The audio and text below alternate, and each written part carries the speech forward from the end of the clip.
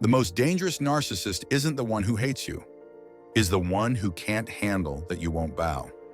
This is the book of Esther, a story about a woman trapped in a system where speaking up could get her killed. A narcissistic leader who couldn't handle one man's refusal to bow, so he tried to destroy an entire people. And a queen who had to choose, stay silent and stay safe, or risk everything to expose him and save her people. This is what it looks like when a woman finally stands up to a man who's weaponized his power. And if you've ever been terrified to speak because the person hurting you controls everything, this story is for you. Before we continue, a quick note. This video is supported by my ebook on toxic and narcissistic relationship patterns. The link is in the description and in the pinned comment. If you're trying to understand why you keep getting pulled back into destructive cycles, this guide will help you break them with biblical and psychological clarity. And one more thing before we begin. The Bible doesn't label anyone as a narcissist, but it does describe behaviors that clearly match what modern psychology identifies as narcissistic abuse. And this is where her story becomes the story of every woman who ever felt powerless under someone who held all the control. Who was Esther? The woman no one expected. Before she was a queen, Esther was an orphan. Raised quietly by her cousin Mordecai among exiled Jews in Persia, she grew up unnoticed, far from power, far from privilege, far from anything that looked like destiny. No one looking at her life would have imagined she would one day stand in the center of an empire. No one would have expected her to confront a man who controlled everything, or to become the woman who saved her entire people. And yet, everything she lived was preparing her for a journey every survivor recognizes. The trap, the narcissistic injury, the weapon, the silence, the exposure, and finally the justice. 6 stages that reveal how narcissistic power operates, and how one woman's courage dismantled it. Stage 1, the trap. When you're powerless by design, Esther didn't choose to be queen. She was taken. The book of Esther 2:8 says she was brought to the palace, gathered with hundreds of young women for the king's selection process. She had no choice. And when the king chose her, she became property. Beautiful, desired, but not safe. Because Esther 4:11 makes it clear, approaching the king uninvited could get you killed. Even as queen, Esther had no voice, no autonomy, no promise of protection. She lived in a palace that looked like privilege, but functioned like a prison. This is what it's like when you're trapped under someone who controls everything. People see luxury, but you feel danger. Stage 2, the narcissist injury, when your boundary becomes a death sentence. Enter Haman. Esther 3:1 tells us the king promoted him to the highest position in the kingdom. Only the king was above him, and everyone bowed to him, everyone except Mordecai. Mordecai, Esther's cousin, refused to bow, not out of rebellion but out of devotion to God. But to a narcissist, a boundary is a declaration of war. Esther 3:5. When Haman saw that Mordecai would not kneel down or pay him honor, he was enraged. Not irritated, not confused. Enraged. Haman had everything: wealth, power, the king's approval. Yet one man's refusal to worship him made all of it meaningless. This is the narcissistic injury. When someone doesn't play along with the delusion of superiority, the narcissist takes it as an attack on their identity. And Haman's reaction? Esther 3:6. Killing Mordecai wasn't enough. He sought to destroy all the Jews. When you wound a narcissist's pride, the retaliation is always disproportionate. Stage 3, the weapon. Turning abuse into policy. Haman doesn't go to the king and say, "Mordecai hurt my feelings." He's too strategic for that. He reframes his personal vendetta as national security. Esther 3:8-9. There is a certain people. Their customs are different. They do not obey the king's laws. It is not in the king's best interest to tolerate them. Watch the manipulation. Dehumanizes them. A certain people. Lies about them. They don't obey the king's laws. Weaponizes patriotism, not in the king's best interest. Offers money to sweeten the deal. And here is the part most people miss. The king never asked who the people were, never asked what they had done, And also, he never knew the threat was against his queen's people. Esther 3:10-11. The king took his signet ring, "Do with the people as you please." With that ring, Haman wrote a decree to erase Esther's people from the empire, an order that put every generation at risk. Esther 3:12-13 states it plainly.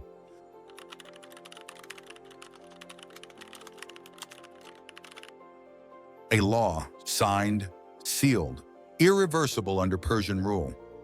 Notice that this happened thousands of years before another regime, led by a man history remembers for his tiny mustache, attempted something eerily similar.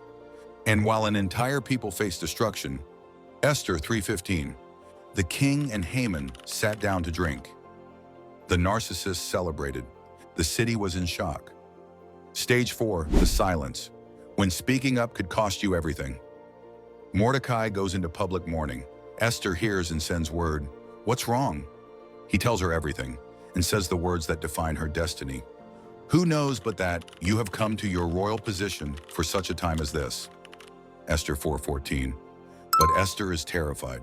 Approaching the king uninvited could cost her life, and he hasn't called for her in 30 days.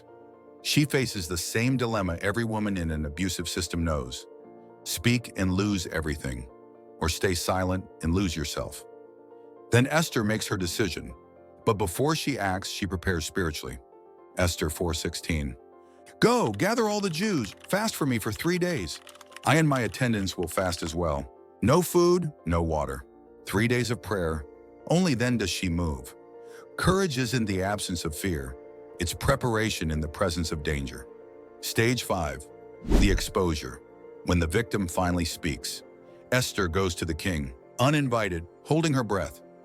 One gesture from the king decides everything. He extends the golden scepter. She's safe, for now. But she doesn't accuse Haman immediately. She moves with strategy, calm, and divine timing. She invites the king and Haman to a banquet, then another one. Haman thinks he's being honored. He has no idea he's being positioned for exposure. At the second banquet, the king asks, Queen Esther, what is your request? This is the moment she's been fasting, praying, and preparing for. Esther 7:3-4. If I have found favor with you, grant me my life and spare my people, for we have been sold to be destroyed, killed, and annihilated. The king is stunned. Who is he? Where is he? The man who has dared to do such a thing. Esther turns toward the man who orchestrated the genocide and says, an adversary, an enemy, this vile Haman. Esther 7:6. The room freezes. Haman's face drains of color. For the first time, the man who intimidated an empire trembles, because the victim finally has a voice, and the system he weaponized is turning against him. Stage 6, the justice on the gallows he built. But the downfall of a narcissist doesn't begin at the accusation. It began the night before, in a twist only God could orchestrate. The king can't sleep. Chapter 6 of the book of Esther opens with insomnia sent from heaven. The king orders the royal chronicles to be read, and he discovers that Mordecai once saved his life and was never honored for it. At that exact moment, Haman enters the courtyard. He's not there to honor Mordecai. He's there to ask permission to kill him, using a 75-foot gallows he built the night before. But before he can speak, the king asks, what should be done for the man the king delights to honor? And here comes the purest snapshot of Haman's ego. Haman thought to himself, who would the king want to honor more than me? Classic narcissistic grandiosity. So he describes the most extravagant honor he can imagine. The king's robe, the king's horse, a noble prince leading the honoree. Public celebration in the streets. He designs his own fantasy coronation. Then the king says, go at once. Do everything you just described for Mordecai the Jew. Haman's soul collapses. The man he hates, the man he plans to execute, the man who refuses to bow to him, Haman must now publicly honor him. A narcissist's worst nightmare.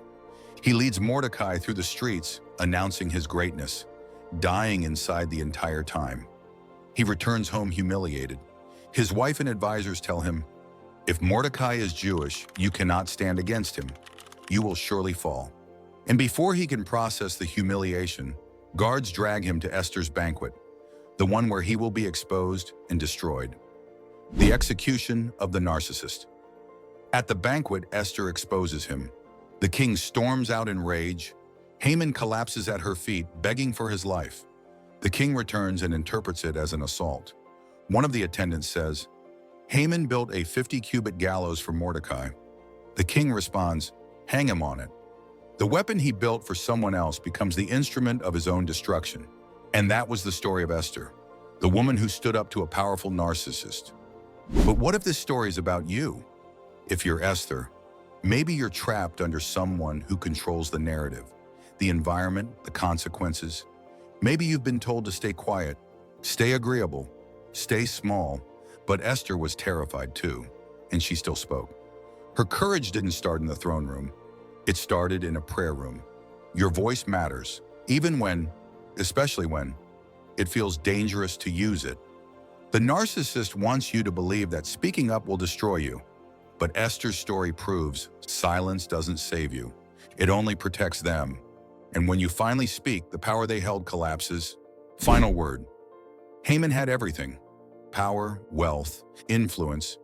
But he couldn't handle one boundary, one refusal, one man who wouldn't bow. So he built a gallows, and he ended up on it. If someone has weaponized their power against you, rewriting the narrative, twisting the truth, turning systems against you, remember, they may hold the power today, but God holds the ending. Courage doesn't happen in isolation. Esther didn't walk into the throne room alone. She walked in supported, prayed for, and spiritually prepared. Esther was powerless until she wasn't. The Jews were doomed until they weren't. Haman built the gallows, but he didn't hang who he thought.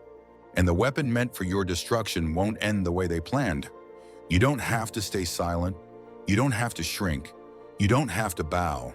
The gallows they built for you won't hang who they think. If you want to go deeper into this topic and learn how to break these patterns with real wisdom, download my ebook. The link is in the description. If you've ever been silenced by someone who controlled everything, share your story. You're not alone.